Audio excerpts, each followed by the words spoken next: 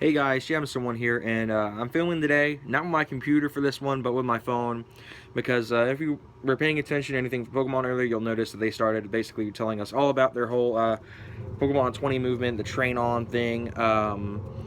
It's going to be pretty great. I'm really excited, because if you haven't known me very well for a long time period now, I've been playing Pokemon for about 11 years now. I'm going to go down a bit of a trip down memory lane if you haven't checked out my website already. Basically, I started playing in the first grade. My mom was a Jehovah's Witness at the time, and she had just converted to just your regular old Christianity. She decided then at that point, when I was 5, I told her about Pokemon and how I enjoyed it. I had a cousin who'd introduced me to it, so I went in to Target. I skipped the day, I forgot what for. I think it was a dentist appointment, and I walked over to the game aisle, and I was like, "Well, look at this! It's Pokemon Leaf Green." Mom goes, "Are you sure you want to buy that?" And I said, "Oh, heck yeah, I do. Let's go." And she was like, "All right." Took it off the shelf, and I haven't looked back since. 11 years, two championship series appearances. When I say championship series, I mean tournaments. Two losses I don't like to talk about, but I've had an amazing run on Pokemon. I still plan on playing soon. I still really plan on getting that Oraz Untamed stuff going. I've been so dedicated to the GTA and the Need for Speed and all that stuff on the PS4 that I just haven't really put any time for it on the Pokemon Oraz. But trust me, I will be soon. I'll also be having gameplay soon of Red and Blue, because they did announce that a few months ago. They're remastering it and putting it out for 3DS. Super excited. I cannot wait. It's going to be epic. Maybe even if I'm lucky, I can cross my fingers, talk my parents into upgrading my 3DS to one of those limited editions that they're coming out there with in February, and I'm really excited about that. This is going to be amazing for the. I can't wait to see what happens after this. Basically, Pokemon's been part of my life. It's been literally one half of my social life. Like I've got the social life of people that I've just met and talked to, and then I've got the social life of people I've played in Pokemon, and it's relatively balanced, really, and I enjoy playing it. I still will. Um, really, if I'm dedicated enough and I really have something I really need to get done in that game, I will sit there and play it for 4 hours, 5 hours straight, past that if I need to get what I need to get done. And it's gonna be fun. But I'm gonna go more in depth now on my entire history. So I played in first grade. That was the first year that I'd gotten an experience, as I said, 5 years old. I did pretty well. I mean, I didn't do any live battling until I was about 7 or 8, I think. But I'd gotten the concept down. I struggled a little bit at first. I didn't know what the heck I was doing or where I was going. But I was about 6 years old, maybe ish, by the time I started to get my mind clicking on that game. And I played after Leaf Green. I got the original Sapphire version as I guess you could call it a first grade graduation gift, because that's one thing that my parents did as a ritual. We don't do it anymore. Well, we would get gifts every year for completing a certain grade. They did that all the way up to 7th grade with me. Um, and at the end of first grade, my gift was Pokemon Sapphire. Again, I enjoyed that game to death. I still claim that the third generation is my ultimate favorite, and always will be. First and I think no third and I think third and first really take it for me. Um, and then I got Ruby and Emerald. I got Ruby as a birthday gift, and then Emerald later on as a gift down the road. I paid for myself, I think. But then of course, Washington D.C. happens. I went up there for a trip and accidentally emptied out my bag, which was Pokemon Pearl. I think it was my Pokemon Pearl bag, but I accidentally emptied it out and left all 3 copies there. They're probably lost somewhere in some Washington D.C. department store. But I came back and I was heartbroken, because those were 3 of my favorite games. I did not manage to lose Leaf Green, though. I still have my original copy of Leaf Green I got when I was 5 years old at my house. The battery and the game cartridge still works really well too. But so I had that. I went and bought back Emeralds, and I've just now got a hold of Ruby last year, I think. No, not last year, 2 years ago. And I'm planning on buying Sapphire again at some point. I was mad because GameStop stopped selling freaking Game Boy games, Game Boy Advance games. I know the Game Boy Advance is a 16-year-old console now, but I mean, I thought it was fun. So now that happens, and shortly after I got Emerald back, the DS Lite came out, I didn't even know it existed. It was the farthest back of my mind. Pokemon Diamond and Pearl released. I never heard about it because at the time I didn't have my own computer. I didn't have a cell phone, and cell phones couldn't even connect to the internet in 2007. Yeah, to my knowledge, they couldn't. So I woke up Christmas morning 2007, and went and opened up a box. There was a Nintendo DS. I was like, sweet, look at this. It's a brand new gaming console. And the night before, my mom's parents bought me a toy card game. I forgot what it was called. I don't have it anymore. But it was for the DS. I was like, well, I can't play this on my Game Boy. What's a DS? I don't know what a DS is. And my parents like are like, oh, you'll find out sooner or later. I don't know if that's actually what they said. I'm just giving an example. But as I said, I woke up on Christmas morning, unpacked the DS, and I was overjoyed. I was like, great, something new to play. I have something up to date now. And then there's another box. I was like, well, what's this? Opened it up. Pokemon Diamond was staring at me. I was like, you got to be kidding me. This is the greatest day ever. So, as you'd expect, I didn't even care about the whole charge and kill 3 times rule that we have at our house with electronics when we first opened them up. So, I went straight into Pokemon Diamond, and I beat the game I think about a month later, because I didn't really have a lot of time on my hands, and again, I was still getting the concepts. I had my very first live battle against my cousin Ravage Legend. You've seen a few battles with him on the channel before, and I got wiped. It was bad.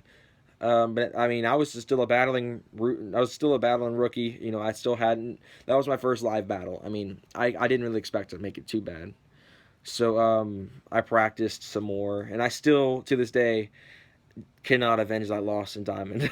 Because our rivalry series has heated up, me and him. Because we've had a bit of a, it's kind of a Georgia Tech thing where we hate each other but we love each other in Pokemon. So our rivalry series has really heated up. We smack talk each other all the time. We're like, oh man, I can beat you with this and this setup, and we'll just sit there smack talking each other all the time, and we enjoy it. But let's see, 2009 was when Pokemon Platinum came out, and that was another game that I was like, man, I need to get a hold of this sucker. So pre-ordered it.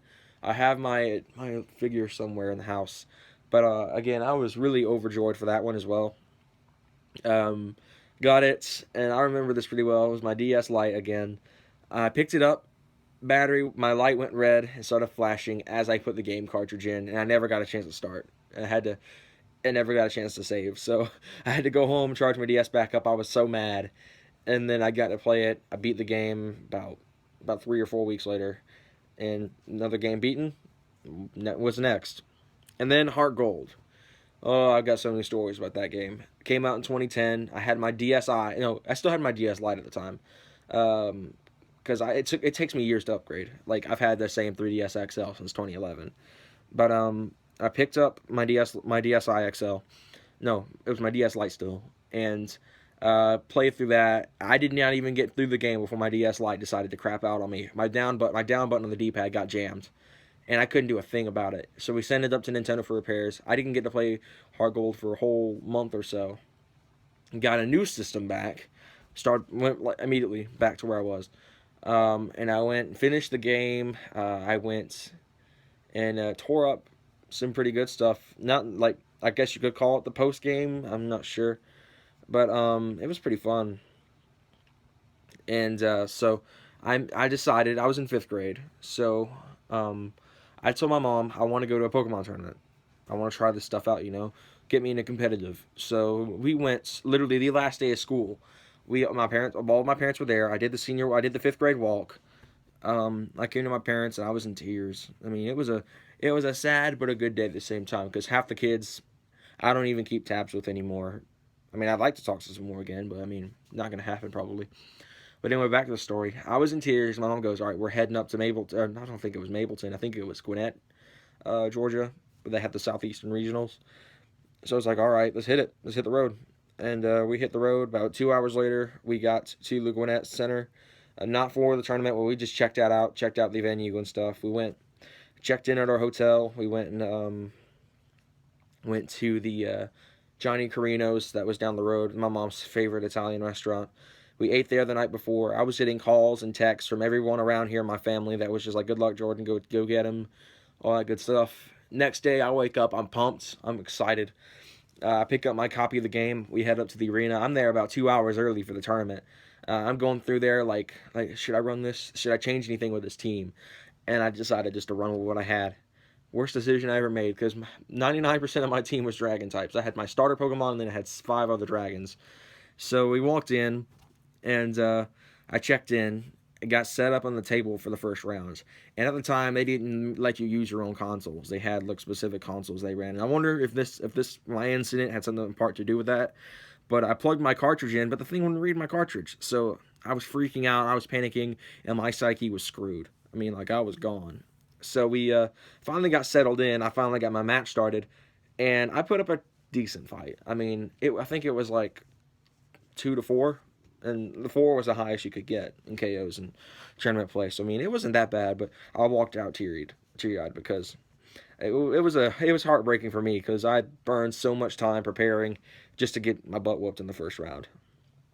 So Black and White came out the next year. I think it was the next year. I was either the next year or the year after that. No, it was 2011 when that game came out. I got my DSi XL at that time. No, there was a 3DS I got at that time. 2010 is when I had the DSi XL. I think. I'm not sure. Either way, I went on with that and got Black and White. I got White. No, yeah, I got White. I'm just looking at my shelf. But again, I decided let's go do a tournament again. So I was in Panama City, and I remember the very next day the tournament was being held. I think. I think it was the next, or maybe the day afterward. I had 2 days to prepare after that time. I remember, so I was like, "Oh crap, I got to get to work." So I went, built a team up. We drove back home to Georgia the next day. I spent one last day planning and getting stuff ready, and this was when me and my little brother Liam Bomb Gaming decided we were gonna go. We were gonna go on this together. So we showed up the next day, same arena in Gwinnett. Didn't rent a hotel this time. We drove 2 hours that early that morning. I think it was like 5 or 6 in the morning. We woke up and drove out there. But went up there and we battled a few kids in the lobby. We were just like, hey, we can practice with these guys. So me and Liam Bomb Gaming tag team these couple of kids. We messed with those kids forever because they both looked like they were straight out of a nerd shop or something like that. They were straight out of IT school basically. Not that being an IT guy automatically means you're a nerd, but these guys even had the stereotypical glasses. You know, these guys were pretty like crazy looking. So they were like, they said, "We'll battle you over infrared," and I'm just like, "What the heck?" So he challenged us to a tag team battle, which at the time I was no good with, because I'd done it with NPCs and Emerald, and I'd done it with Diamond, with I think it was Dawn, and I was just like, let's just do this human on human. So me and Liam Bomb Gaming tag team, and this kid, we destroyed them. We flattened them right before we went into the tournaments, and I shook hands with the older one. I was just like, maybe we'll meet out there again, and he was like, yeah. But we got paired with different guys. The guy I battled that year was super polite.